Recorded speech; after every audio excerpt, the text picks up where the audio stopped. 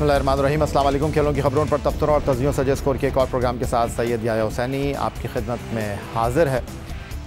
Pakistan super league season 10 अब अपने आखिरी मरहले में दाखिल हो चुका है और पाकिस्तान की इस कामयाब लीग के बाद बैनुल-अक़वामी असाइनमेंट में ग्रीन शर्ट्स होम ग्राउंड पर T20 सीरीज़ में बांग्लादेश से मुकाबला करेंगे। PSL सीज़न 10 2025 में पेशावर ज़ल्मी के कप्तान बाबर आजम अपना रंग ना जमा सके। शाहीन शाह अफरीदी और हारिस रऊफ भी ऑफ कलर रहे और wicket keeper batter Mohammad Rizwan हस्ब रिवायत टॉप स्कोरर तो रहे, लेकिन उनकी टीम इवेंट से बाहर हो गई। अब ऐसा लग रहा है कि पाकिस्तान टीम में वैसा ही तजुर्बा करने की ज़रूरत है जैसा साबिक chairman Pakistan cricket board lieutenant general Tauqeer Zia ने वर्ल्ड कप 2003 में पाकिस्तान की नाक़िस कारकर्दगी के बाद किया था, जिसमें कौमी टीम से सीनियर क्रिकेटर्स को बाहर कर दिया गया था और राशिद लतीफ़ की कप्तानी में एक ऐसी टीम तश्कील दी गई जिसने पाकिस्तान को मुस्तकबिल के क्रिकेटर्स दिए। पाकिस्तान टीम में बाबर आजम, मोहम्मद रिजवान, शाहीन शाह अफरीदी तीनों ही कप्तान रहे और ये बात भी किसी से ढकी छुपी नहीं कि कप्तानी की दौड़ में शामिल होने के बायस टीम की कारकर्दगी इंतहाई नाक़िस रही। यही वजह है कि पाकिस्तान आखिरी 3 T20 वर्ल्ड कप में परफॉर्म ना कर सका और आखिरी T20 वर्ल्ड कप 2024 में तो अमेरिका जैसी गैर मारूफ टीम से शिकस्त के बाद पहले ही राउंड से बाहर हुआ। वर्ल्ड कप 2023 और चैंपियंस ट्रॉफी में पहले ही राउंड से बाहर होना और अब ICC की सालाना दर्जाबंदी में पाकिस्तान T20 रैंकिंग में 8वें नंबर की टीम बन चुकी है और पाकिस्तान से नीचे सिर्फ बांग्लादेश और अफगानिस्तान की टीमें ही दिखाई दे रही हैं। पाकिस्तान क्रिकेट टीम के साबिक कप्तान शाहिद खान आफरीदी ने माजी में गैर मुल्की खबर रसा इदारे को इंटरव्यू देते हुए कहा था कि पाकिस्तान में कहा जाता है टैलेंट बहुत है, लेकिन ऐसा है नहीं। पाकिस्तान में क्रिकेट का टैलेंट नहीं है। इस तरीके का टैलेंट सामने इस वक्त आ रहा है। बहुत बातें करते हैं हम लोग टैलेंट, पाकिस्तान में बड़ा टैलेंट, सॉरी, नो टैलेंट। मतलब आपके ख्याल में पाकिस्तान में टैलेंट है ही नहीं? अभी वो टैलेंट नहीं है जिस लेवल की क्रिकेट की डिमांड है प्लेयर्स की।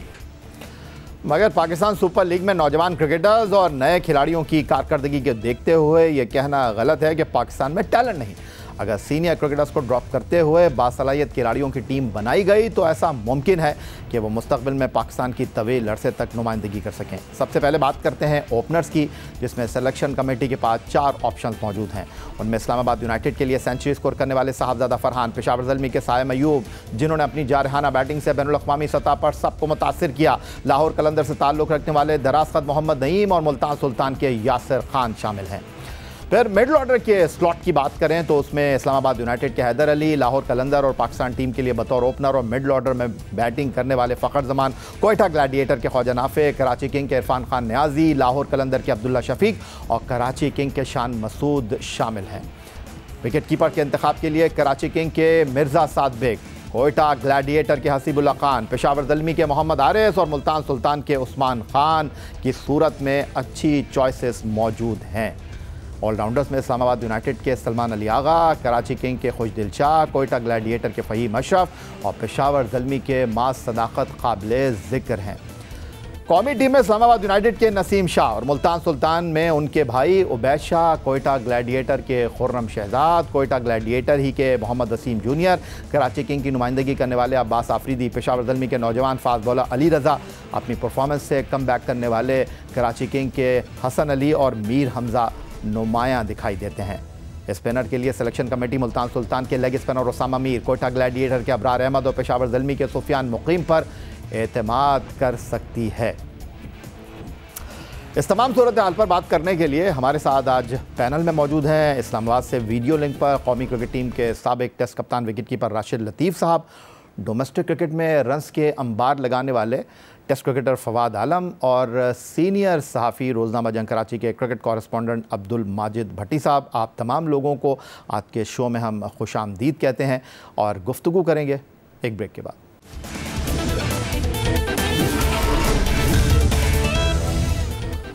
ब्रेक के बाद एक बार फिर कहेंगे आपको खुशामदीद और सीधा चलेंगे राशिद लतीफ़ साहब की तरफ। वर्ल्ड कप 2003 के बाद कौमी टीम में तब्दीलियों के राशिद लतीफ़ साहब आप गवाह हैं और क़यादत की ज़िम्मेदारी आप ही के कंधों पर रखी गई थी। आप ज़्यादा बेहतर बता सकते हैं कि इस वक्त टीम में ग्रुपिंग थी या नहीं, और सीनियर क्रिकेटर्स को इस वर्ल्ड कप के बाद टीम से ड्रॉप किया गया, कप्तानी आपको मिली और जो टीम का कॉम्बिनेशन बना इसमें कुछ सीनियर ज़रूर मौजूद थे लेकिन ज़्यादातर नौजवान खिलाड़ियों को मौका मिला। क्या अब भी आपको लगता है कि वो वक्त आ गया है? और दिलचस्प अमर यह है कि उस वक्त भी बांग्लादेश ने पाकिस्तान का दौरा किया था और अब भी बांग्लादेश की टीम ही पाकिस्तान आ रही है। मुश्किल सवाल है, और वो वर्ल्ड कप का हमारे अमूमन टीम पलट जाती है वर्ल्ड कप की हार के बाद, या चैंपियन ट्रॉफी या आईसीसी के बड़े इवेंट के बाद बहुत ज़्यादा तब्दीली मांगते हैं। बगैर मांगे हम लोगों ने बहुत कुछ कर दिया। अक्टूबर में सेंट्रल कॉन्ट्रैक्ट साइन किया गया 25 प्लेयर्स का, जिसमें से 2 प्लेयर्स को हमने कोई मैच ही नहीं दिया था लास्ट सीरीज तक, जिसमें मोहम्मद वसीम जूनियर थे और शादाब खान थे। उसके अलावा हमने टोटल 49 प्लेयर्स को सिलेक्ट किया, विद इन 6 मंथ हो गए या 7 मंथ हो गए। उसमें से आपके 44 प्लेयर ने पार्टिसिपेट किया, तो आपको और क्या चाहिए? तो मजीद हम 20 प्लेयर और ट्राई करेंगे। हमें जो यूथ प्लेयर हैं जो कि इसमें इसी में मिल जाएंगे, हमें जो अभी खेल रहे हैं इसमें जो बेहतर लगे, जो कि आप समझते हैं कि बेहतर है, जो रिप्लेसमेंट कर सकते हैं, रिप्लेस हो सकते हैं, तो उनको ट्राई कर सकते हैं। बहुत मुश्किल सीरीज नहीं है। बांग्लादेश से होम एंड अवे है, हम आयरलैंड से खेलेंगे, हम अफगानिस्तान से खेलेंगे, हम वेस्ट इंडीज से खेलेंगे, दिसंबर में जाके हम साउथ अफ्रीका जाएंगे। और ये सीजन हमारा बहुत अच्छी टीम, बहुत मुश्किल नहीं है। इसलिए आप जो भी टीम बनाए पाकिस्तान क्रिकेट बोर्ड, उस पर कायम रहें। T20 मोस्टली T20s हैं, तो उसमें कायम रहें और परफॉर्मेंस बेस्ड होनी चाहिए। ये नहीं है कि इस साल एक प्लेयर आया, उसने 4-8 छक्के मार दिए, आपने स्ट्रेट अवे पाकिस्तान टीम में उसको लेके आ गए। उसका पास देख लें, 2-3 सीजन में वो कैसा करता हुआ है, PSL में, चैंपियंस कप में, हर जगह उसकी परफॉर्मेंस कैसी, फिटनेस लेवल कैसा है उसका, तो उसके बाद उसको ट्राई कर सकते हैं। बिल्कुल टीम बन सकती है, आपको नीयत साफ होनी चाहिए। बिल्कुल गलती हो सकती है, 1-2 गलतियां % गलती हो जाती है, अनजाने में मुझे अच्छा लगा प्लेयर लेकिन वो काम नहीं आया, लेकिन डेलिबरेटली नहीं हो सकती कि ये लाइकिंग डिसलाइकिंग के ऊपर अगर टीम बनाएंगे तो वही होता है होगा जो कि लास्ट 2-3 सालों से हो रहा है। राशिद लतीफ़ का मौक़िफ़ सामने आ गया और इस हवाले से मज़ीद गुफ्तगू भी करेंगे। माजिद भट्टी साहब को गुफ्तगू का हिस्सा बना लेते हैं। अब इस तमाम तब्दीलियों के 2003 में आप भी गवाह हैं, आपने सारी सूरत हाल बगौर देखी, ख़बरें लिखी, तो क्या ममासलत लग रही है? क्या अब वक्त आ गया है कि सीनियर्स को ड्रॉप करके एक ऐसी टीम तश्कील दी जाए जिसमें शामिल क्रिकेटर्स तवील अरसे तक पाकिस्तान की नुमाइंदगी कर सकें? देखें यही, एक तो 2003 का मैं बहुत ही मुख्तसर बताऊं, मैं तो साउथ अफ्रीका और जिम्बाब्वे में पाकिस्तान टीम के साथ रहा, लेकिन सिवाय चंद एक प्लेयर्स के जो वहाँ पर माहौल देखा, किसी प्लेयर की दूसरे होटल में एहलिया ठहरी हुई थी, वो टीम होटल में नज़र नहीं आते थे। और टीम होटल्स में जिस तरह लड़कों के पास मेहमानों का आना जाना, और फिर जो लड़कों के आपस के इख्तलाफात थे, क्योंकि वसीम अकरम को कप्तान बनाया जा रहा था वर्ल्ड कप से पहले, लेकिन फिर वकार यूनुस बन गए, तो अंदरूनी खाना भी काफ़ी मसाइल थे। लेकिन उसके बाद देखें, जनरल तौकीर ज़िया, उनको क्रेडिट जाता है कि उन्होंने जावेद मियादाद को पाकिस्तान का हेड कोच बनाया, और वहाँ जो टीम राशिद लतीफ़ और उनके साथियों ने फिर सेलेक्ट की। देखें ना, मोहम्मद हफीज़ कितने साल तक पाकिस्तान को सर्व करते रहे, और उमर गुल एक और मैच विनर पाकिस्तान को मिले, दानिश कनेरिया भी उसी सीरीज़ में आए। तो देखें, शाहिद आफरीदी इंतहाई अदब के साथ हमारे दोस्त हैं, लेकिन टैलेंट को परखने वाली आँख चाहिए। अब ये क्रिकेटर्स जिन्होंने पाकिस्तान को अपना खून पसीना दिया, इस PSL में हम जैसे लोग जिन्होंने इतनी बड़ी क्रिकेट नहीं खेली जितनी बड़ी राशिद लतीफ़ या फवाद आलम ने खेली है, लेकिन 3-4 प्लेयर तो एटलीस्ट ऐसे लगते हैं जो फ्यूचर में पाकिस्तान को रिप्रेजेंट कर सकते हैं। लेकिन अनफॉर्चुनेटली इंतहाई अफसोस के साथ और अपने दोस्तों के साथ, बहुत अदब और माजरत के साथ, कि हमारे फॉर्मर क्रिकेटर्स भी कॉम्प्रोमाइज़ हैं, वहाँ भी कुछ एजेंडा बेस्ड बातें होती हैं, हमारे सहाफ़ी दोस्त भी कॉम्प्रोमाइज़ हैं। हम लोग बात तो करते हैं कि पाकिस्तान टीम ऊपर नहीं आ रही, लेकिन पाकिस्तान टीम को ऊपर ना लाने के जो अवामिल हैं उसका सब लोग वैसे तज़किरा नहीं करते जैसे करना चाहिए। चलें, आज कोशिश करेंगे कि क्या अब हम ICC T20 रैंकिंग में पर आ गए हैं। क्या अब भी हमको लगता है कि उन्हीं पुराने चेहरों की तरफ जाना चाहिए या कुछ नए लड़कों को आजमाना चाहिए? फवाद आलम साहब को भी गुफ्तगू का हिस्सा बना लेते हैं। फवाद, आप तवील अरसे तक टीम से बाहर रहे थे, आप डोमेस्टिक में रन्स के अंबार लगाते रहे और फिर आपको अपनी मेहनत का सिला मिला 10 साल के तवील अरसे बाद। लेकिन ये भी हकीकत है कि आप टीम में जगह बरकरार ना रख सके, आपको कुछ इनिंग ना खेलने की वजह से टीम से बाहर कर दिया गया। लेकिन उस वक्त कौमी टीम के सीनियर क्रिकेटर्स दिखाई दिए, उनकी परफॉर्मेंस ऐसी नहीं जो उनकी सलाहियतों से इंसाफ कर रही हो। तो ये जो हम बात कर रहे हैं कि आपने राशिद लतीफ़ को भी सुना, अब्दुल माजिद भट्टी की गुफ्तगू भी सुनी, आपकी इस तमाम सूरत हाल पर क्या राय है? क्या अब आप 8वें नंबर पर आ गए हैं तो क्या ये वक्त नहीं है कि अब आप नए चेहरों की तरफ देखें? पहली बात तो ये है भाई, जो आज जो है माजिद भाई ने दिल खुश कर दिया, ये 2-3 बातें बोली हैं और सीरियसली यही चीज़ें हो रही हैं जो प्लेयर्स का भी बोला, जो सहाफ़ियों का भी बोला। बड़ी ज़बरदस्त बात की है इन्होंने। हमारी जो क्रिकेट गई है ना पीछे, वो इसी वजह से गई है। पहली बात तो ये है कि हम 92 से बाहर नहीं निकलते। उसके बाद जो आपने 2003 का किस्सा बताया, ठीक है, उसके बाद अगर आप लेके आओ तो क्रिकेट चला कौन रहे हैं?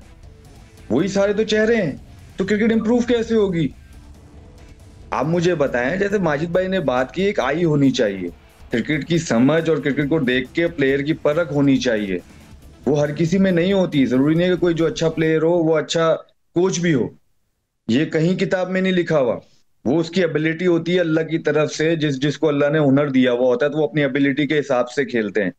और क्रिकेट एक ऐसी चीज है कि जहां पर उसको देखें, क्रिकेट खेलना, क्रिकेट समझना और क्रिकेट समझ के खेलना, ये तीनों अलग अलग बातें हैं।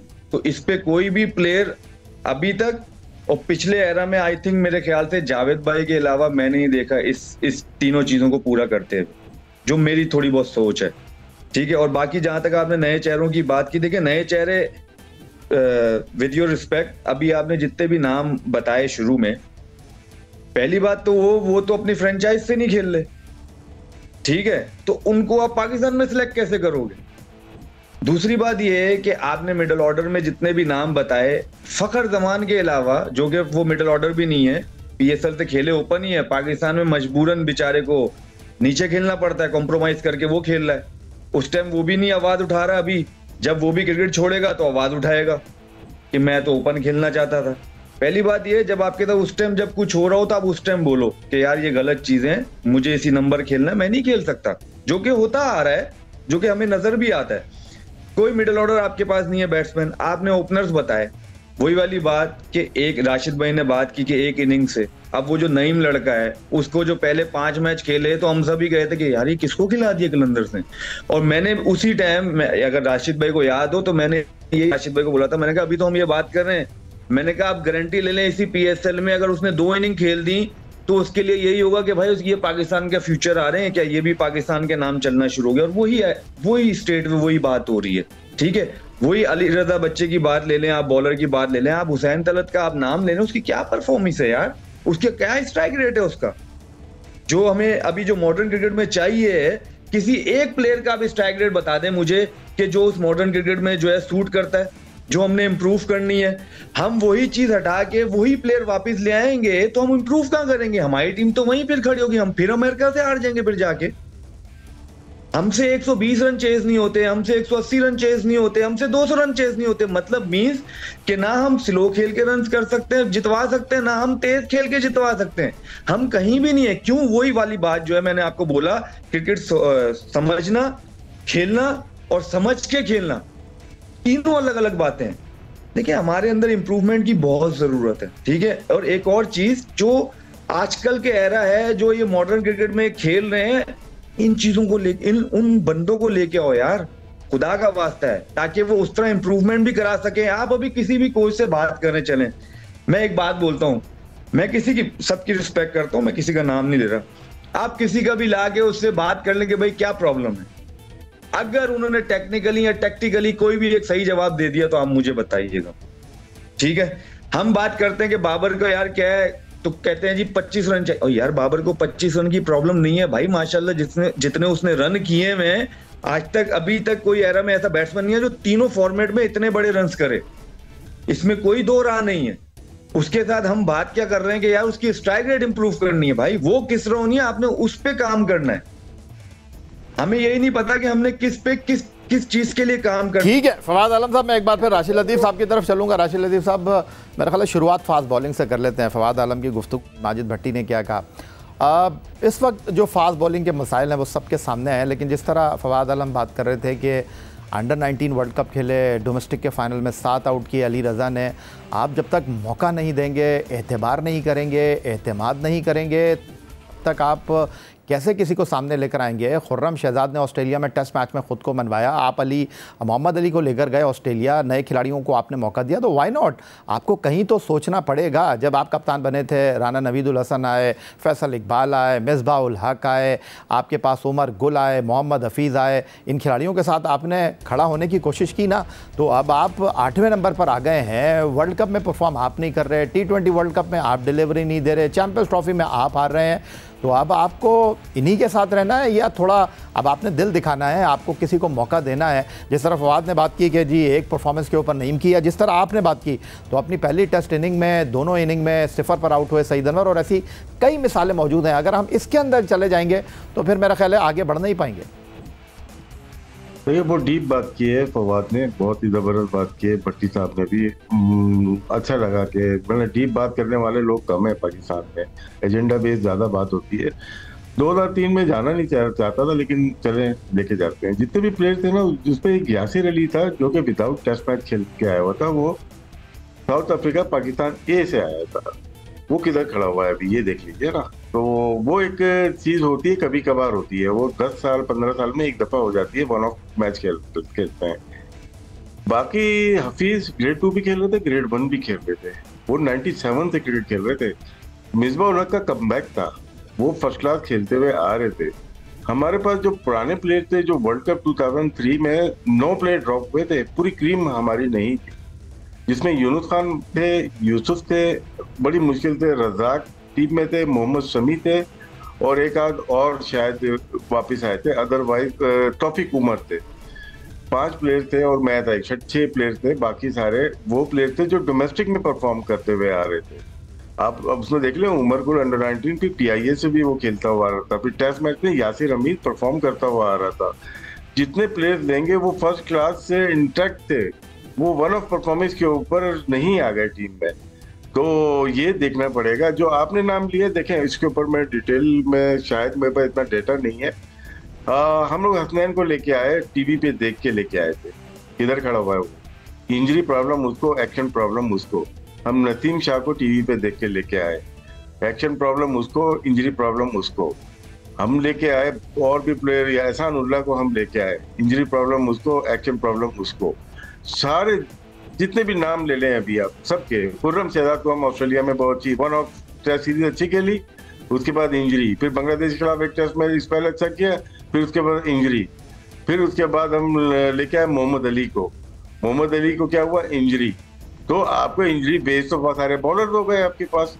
अगर मैं दोबारा लेके आता हूँ कि कोई भी सीजन नहीं खेले मोहम्मद अली के अलावा, सब पूरे सीजन नहीं खेले हुए, अगर मैं लेके आता हूँ अली रजा को, बहुत अच्छा टैलेंट है अली रजा आता है, खुदा ना खास्ता middle of the series back की प्रॉब्लम आ जाती है, हम कहाँ खड़े हुए थे। एक और टैलेंट आया कर, आप खिलाओ इनको, फर्स्ट क्लास में डालो, जितने भी हैं इनको खिलाएं फर्स्ट क्लास।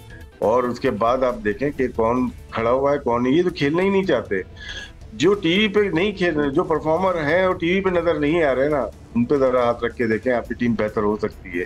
ये सब एजेंडा बेस होती है, 2 परफॉर्मेंस के ऊपर वाह वाह। मैं नाम कभी लेता नहीं, एक मुल्तान का फास्ट बॉलर है, उसने बड़े आउट किया, मैं उसका इकॉनमी रेट उठा के देख लें, 11 का है यार। अगर एक ओवर में 11 रन 220 रन बनते हैं, इस तरह से एनालाइज करें। अब यहाँ पे देखें आप, पावर प्ले में देख लेते हैं या स्ट्राइक रेट देख लेते हैं। शुरू के 20 प्लेयर में 3 पाकिस्तानी है, ज्यादा होंगे, मैं एक है यासिर खान है, एक है नईम है, 10वें नंबर पे यासिर है, 11वें पे नईम है, 13 पे फखर जमान है, और साहबजादा फरहान 16 पे है, कामरान गुलाम 19 पे, उस्मान खान 20 पे। ये आपकी स्ट्राइक रेट पे है। मिचेल ओवन हो गए, एलन हो गए, बिलिंग्स हो गए, मैडिस हो गए, सिकंदर रजा हो गए, ये टॉप 5 में ही है। तो आप अंदाजा लगा सकते हैं कि हम लोग कितना पीछे खेल रहे हैं। हम तो अपने प्लेयर को आगे कर रहे हैं ना। रिजवान का जैसे है कि 139 का स्ट्राइक रेट है, मैं मैच करूंगा फिर एलन से करूंगा उसका कितना है, 190 का है, कितना डिफरेंस है। तो सिलेक्शन दुनिया के प्लेयर्स के साथ की जाएगी, हम आपस में खेल के। वर्ल्ड 11 तो हमने घर में ही बनाई हुई है ना सारी, तो इसमें देखने का नीयत का बहुत ज्यादा है के अंदर, प्लेयर्स का आपको पता चल जाता है कौन सा अच्छा प्लेयर है। बहुत शुक्रिया राशिद लतीफ़ साहब, बहुत शुक्रिया फवाद आलम साहब, और बहुत शुक्रिया अब्दुल माजिद भट्टी साहब स्टूडियो में हमारे साथ मौजूद थे। यही आज का हमारा ये प्रोग्राम। एक्स अकाउंट पर हमें फॉलो कर सकते हैं, ईमेल कर सकते हैं, अपनी राय से आगाह कर सकते हैं score@geo.tv पर। इस दुआ, इस उम्मीद, इस तवक्को के साथ कि पाकिस्तान में खेलों खिलाड़ी तरक्की करते रहें। सैयद याहिया हुसैनी को स्कोर की पूरी टीम के साथ अगले प्रोग्राम तक के लिए इजाज़त दीजिए। अल्लाह हाफ़िज़।